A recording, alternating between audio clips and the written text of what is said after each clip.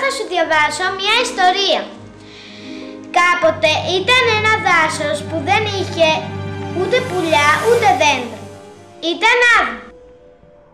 Μια μέρα ο αέρας έφερε ένα σπόρο και τότε το σύννεφο ελέφαντα σηκώθηκε από τα βουνά και πήγε και έβρεξε πάνω στο σπόρο.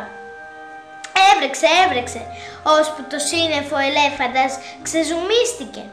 Και τότε μέσα από το σπόρο πετάχτηκε το ομορφότερο δέντρο στον κόσμο. Και πέρασαν μέρες και νύχτες και μέρες και νύχτες.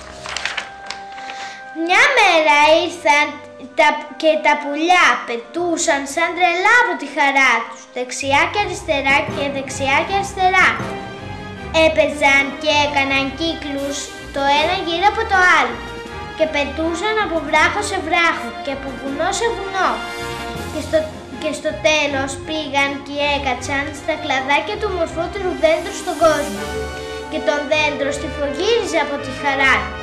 Τότε ήρθε και ο κακός ξυλοκόπος ρομπότ με την πριονάρα του και άρχισε να πριονίζει το ομορφότερο δέντρο στον κόσμο. Αλλά τα πουλάκια δεν μπορούσαν να τον αφήσουν να κόψει το ομορφότερο δέντρο στον κόσμο και του έκαναν επίθεση.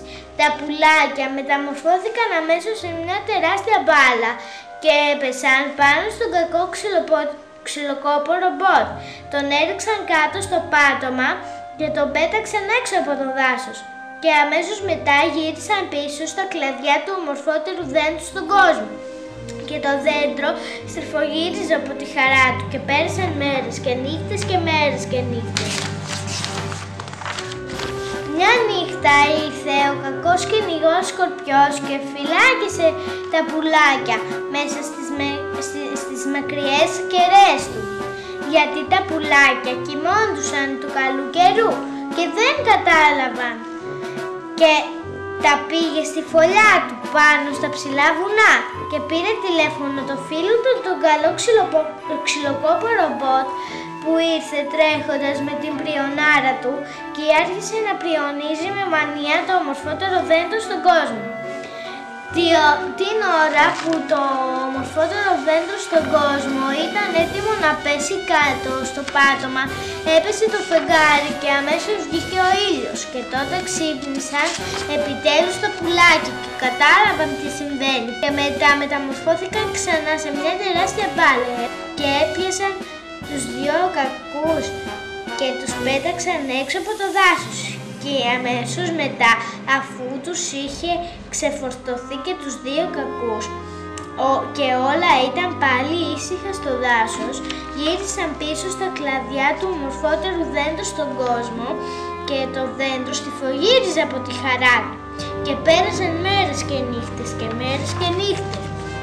Μια νύχτα το φεγγάρι δεν βγήκε και ξαφνικά ήρθε η τρομερή καταιγίδα άνθρωπος και έπιασε με τις τεράστιες χερούγλες της και έφαγε τα πουλάκια και έφαγε και το ομορφότερο δέντρο στον κόσμο και τότε ο κακός ξυλοκόπος ρομπότ και ο κακός κυνηγός σκορπιός, που δεν ήταν τελικά καθόλου κακοί, ήρθαν να διώξουν την τρομερή καταιγίδα άνθρωπο, αλλά τους έπιασε και αυτούς με τις τεράστιες χερούγλες τους και τους έφαγε και χασκογελούσε.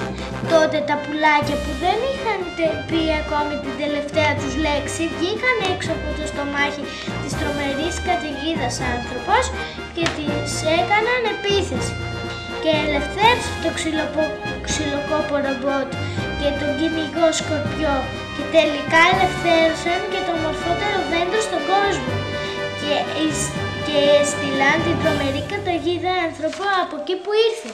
Τότε, αφού ήταν όλα πάλι ήσυχα στο δάσος, βγήκε ξανά ο ήλιος και έγιναν όλοι φίλοι και αγκαλιαστήκαν και άρχισαν να χορεύουν γύρω-γύρω και γύρω και γύρω. Τα πουλάκια έδωσαν αυγά για τα παιδάκια του κυνηγού σκορπιού και το δέντρο έδωσε φρούτα για τα παιδάκια του ξυλοκόπου ρομπότ. Και όλοι ήταν αγαπημένοι και στριφογύριζαν από τη χαρά τους. και πέρασαν μέρες και νύχτες και μέρες και νύχτες. Αυτά, άντε κοιμήσου τώρα.